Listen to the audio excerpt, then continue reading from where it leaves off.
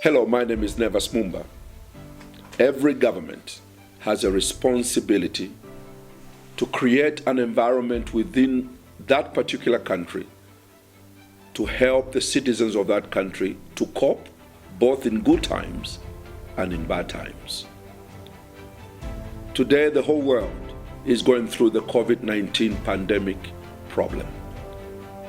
And a lot of our people have come to realize that because of this condition, they are unable to work as they used to before. They are out of jobs and they are being restricted to stay at home, meaning the income they used to make is no longer available. It is at this time every government around the world is having to rethink and to recast its vision and its responsibility to its citizens.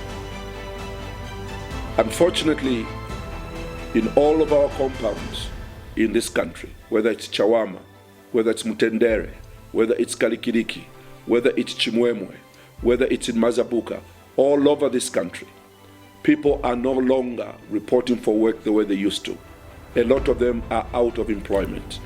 A lot of them are not receiving any income since this pandemic began. However, with no income, the owners of the houses they are renting are still demanding for the rentals at the same levels.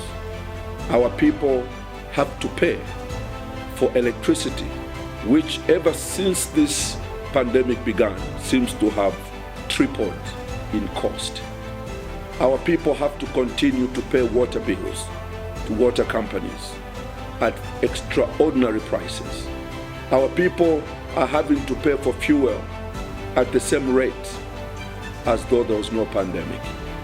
Government has made no intervention whatsoever to come to the aid of the poor people in our nation. They are facing a brutal reality of existing without the support of government.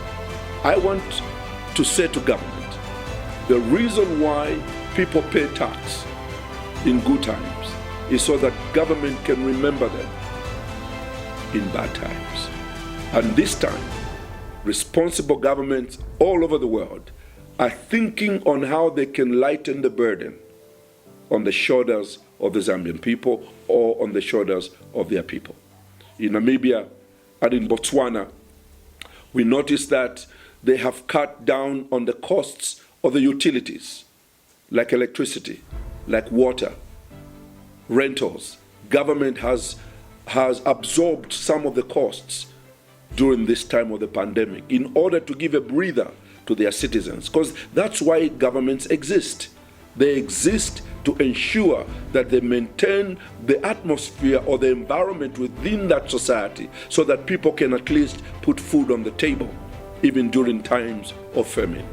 That's the responsibility of government.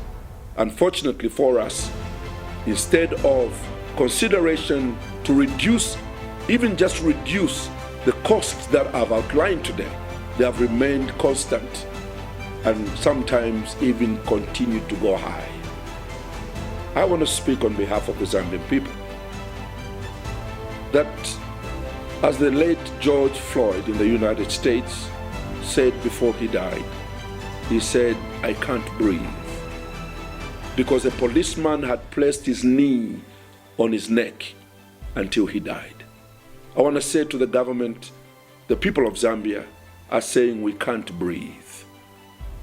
The burden on them is so heavy that if government does not come in to find a solution to this problem of where this knee can be relieved from the throats of the Zambian people, a lot of our people might die for lack of support from their government.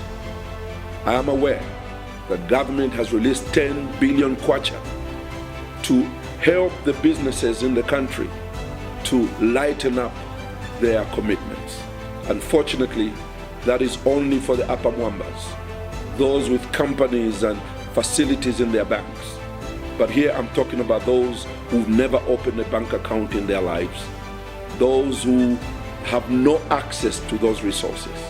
It is also true that even the companies that would rather borrow from that 10 billion kwacha have failed to do so because the economy has slowed down. And they're afraid that if they borrow, they might end up with liabilities they may not be able to manage. I think that the poor and the poorest amongst us must be thought about. In the same way we thought of raising $5 million to pay for a consultant to come and help us think about how to pay our debt. Such amounts could be invested in our own people. The 10 billion kwacha that we have given to these companies to take advantage of, and now they're failing to do that, part of that money could be given or used to absorb some of the costs that are on the heads of our people.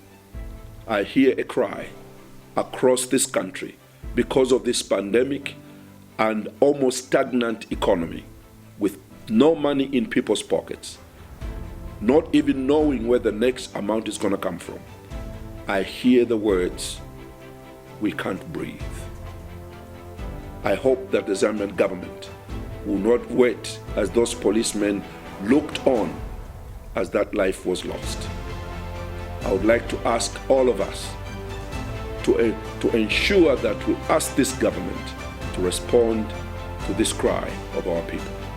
May I also use this opportunity to express on behalf of the Movement for Multi-Party Democracy our deepest pain in what is happening in the United States and the loss of a black life. We can only hope that violence will no longer come from the government of the United States and be applied to the minorities, in this case, the black people. We wish America well, that they will find a lasting solution where equity will be introduced in the social life of all Americans. We'll pray for that country. We'll pray for our brothers and sisters to find a lasting solution. In the meantime, we also have our own situation in Zambia, where Zambians are looking to their government for a reprieve, for some kind of help during this pandemic. I thank you, and may God bless the Republic of Zambia.